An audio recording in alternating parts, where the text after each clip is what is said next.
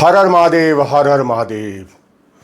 एक मंदिर जिसे तोड़ने के लिए साम्राज्य है, लेकिन वो हर बार पहले से ज्यादा शक्तिशाली होकर खड़ा हो गया। क्या सच में सोमनाथ सिर्फ एक मंदिर है, या वह आज भी मौजूद है कोई दिव्य शक्ति जिससे डरते हैं आक्रमणकारी, जहां समुद्र की लहरें भी महादेव का नाम लेती हैं, जहां इतिहास खून से लिखा गया है। सोमनाथ बाबा कहा जाता है कि खुद भगवान महादेव आज भी वहां मौजूद है। सिर्फ कहानी नहीं होगी, एक रहस्य होगा जो आपकी सोच बदल देगा।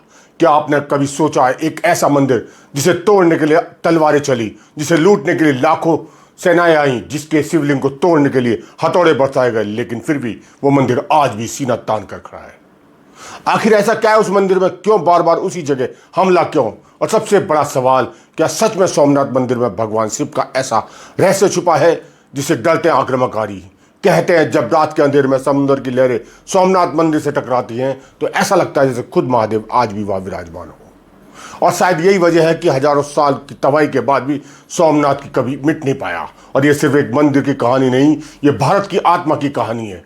आस्था, संघर्ष, बलिदान और उस शक्ति की कहानी है जो टूटती नहीं, सिर्फ और विशाल होकर वापस लौटती है। गुजरात के सौराठ तट पर खड़ा सोमनाथ मंदिर, जहां अरब सागर की लहरें पर उसकी दीवारों पर छूती हैं, और वो सिर्फ पत्थर से बना मंदिर नहीं बल्कि सनातन की धड़कनें हैं। कहते हैं 12 ज्योतिर्लिंग में से पहला ज्योतिर्लिंग है। स्वयं चंद्रदेव ने इसकी स्थापना की थी और तभी इसका नाम पड़ा सोमनाथ मंदिर, यानी चंद्रमा के देवता ईश्वर। लेकिन इस मंदिर की कहानी जितनी दिव्य है उतनी ही खून से रंगी हुई है, क्योंकि इतिहास गवाह है सोमनाथ में सिर्फ एक दो नहीं, बार बार हमले हुए, मंदिर को तोड़ा गया, लूटा गया, जलाया गया, लेकिन हर बार सोमनाथ फिर खड़ा हो गया। और यही बात दुनिया को आज भी हैरान करती है। सोचिए, अगर कोई इमारत बार बार मिटा दी जाए, उसका नाम भी इतिहास से गायब हो जाता है, लेकिन सोमनाथ हर विनाश के बाद और भी भव्य होकर लौटा। क्या ये सिर्फ इंसानों की ताकत थी, या फिर सच में वहां कोई दिव्य शक्ति मौजूद थी? 11वीं सदी भारत सोने की चिड़िया कहलाता था। मंदिर में अथाह संपत्ति थी। उन्हीं मंदिरों में सबसे समृद्ध सोमनाथ मंदिर में सोने चांदी के पहाड़ थे, हीरे जवाहरात से सजे द्वार थे, और मंदिर की घंटियों की आवाज समुद्र तक सुनाई देती थी। हजारों पुजारी, सैकड़ों नर्तक की दिन रात जलती दीपिकाएं, और दूर दूर से आने वाले लाखों श्रद्धालु। लेकिन जहां धन होता है वहां लालच में जन्म लेता है। और फिर इतिहास में प्रवेश हुआ एक ऐसे आक्रमणकारी जिसका नाम सुनकर आज भी इतिहास कांप उठता है।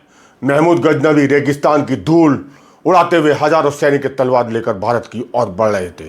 उसका लक्ष्य सिर्फ एक था, सोमनाथ। कहते हैं जब महमूद गजनवी को पता चला कि सोमनाथ मंदिर में अपार धन है तो उसकी आंखों में लालच चमक उठा। लेकिन सिर्फ धन ही कारण नहीं, कुछ और भी इतिहासकार कहते हैं वो सोमनाथ को तोड़कर हिंदुस्तान की आस्था को तोड़ना चाहता था। और फिर वो दिन आ गया जब सोमनाथ की धरती पर तलवारों की बारिश हुई। मंदिरों के बाहर हजारों भक्त खड़े थे। उनके हाथों में हथियार नहीं, सिर्फ आस्था थी, लेकिन सामने खूंखार सेना। कहते हैं हजारों लोगों ने मंदिर बचाने के लिए अपनी जान दे दी।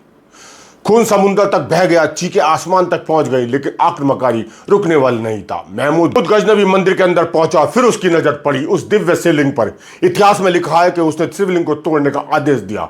हथौड़े चले, बार बार हुए, लेकिन कहते हैं उस पल मंदिर में ऐसी आवाज गूंजी कि कई सैनिक डर गए। कुछ कथाएं कहते हैं मंदिर के भीतर अजीब कंपन होने लगा। क्या वो सिर्फ डर था, या सच में कोई अदृश्य शक्ति मौजूद थी? लेकिन लालच डर से बड़ा था। सोमनाथ को तोड़ दिया गया, मंदिर से खजाना लूटा गया, सोना चांदी रत्न सब कुछ उठा लिया गया, और फिर गजनवी वापस चला गया। उसे लगा उसने सोमनाथ को खत्म कर दिया, लेकिन वो नहीं जानता कि मंदिर पत्थरों से नहीं, आस्था से बनता है। कुछ वर्षों बाद सोमनाथ फिर खड़ा हो गया, फिर घंटियां बजने लगी, फिर आरती होने लगी, फिर भक्त आने लगे। और यही बात दुश्मन को सबसे ज्यादा डराती है, क्योंकि वो समझ नहीं पा रहे थे कि आखिर ये मंदिर मिटता क्यों नहीं है। समय बीतता गया, लेकिन सोमनाथ की परीक्षा खत्म नहीं। दिल्ली सल्तनत के दौर में फिर हमले हुए, अलाउद्दीन खिलजी के सेनापति आए, फिर तोड़ताड़ हुई, फिर मंदिर गिराया गया, लेकिन हर बार किसी ना किसी राजा ने, किसी ना किसी भक्त ने उसे फिर बना दिया। सोचिए कैसी होगी वो आस्था जो मौत से भी बड़ी बन जाए। जब मंदिर टूटता है तो शायद लोग का दिल भी टूटता होगा, लेकिन अगले ही पल कोई उठकर कहता है सोमनाथ फिर बनेगा, और सच में फिर वो बनता है। क्योंकि सोमनाथ सिर्फ ईंट पत्थर से नहीं था, वह हिंदुस्तान की आत्मा थी। फिर समय आया मुगल काल का, औरंगजेब एक ऐसा नाम जिसके दौर में कई मंदिरों पर संकट आया।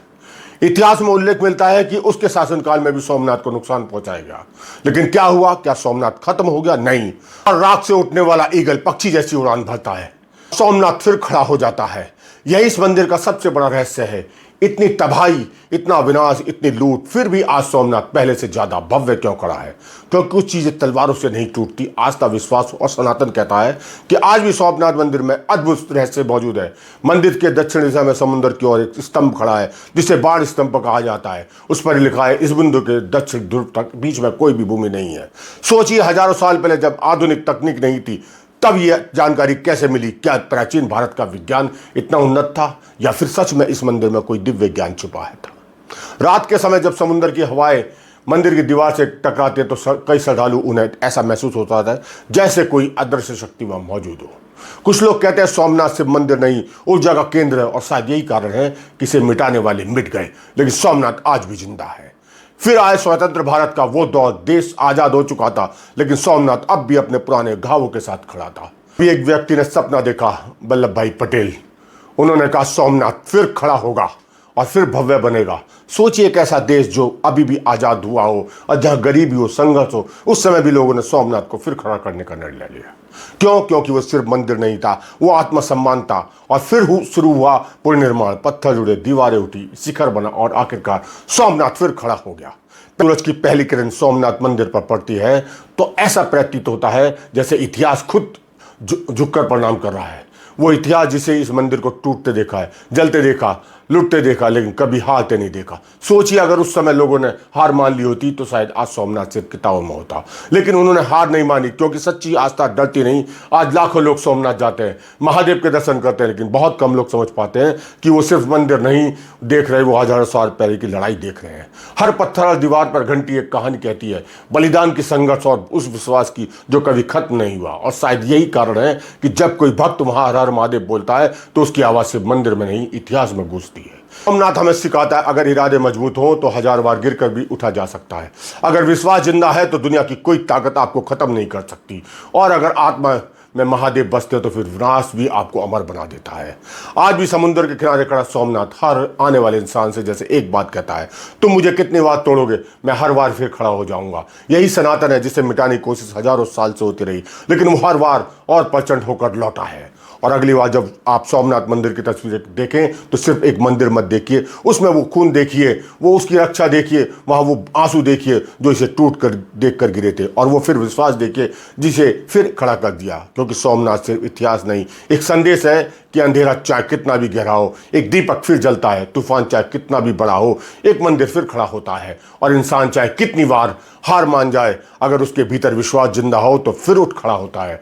हर हर महादेव, हर हर महादेव। सोमनाथ बाबा की जय।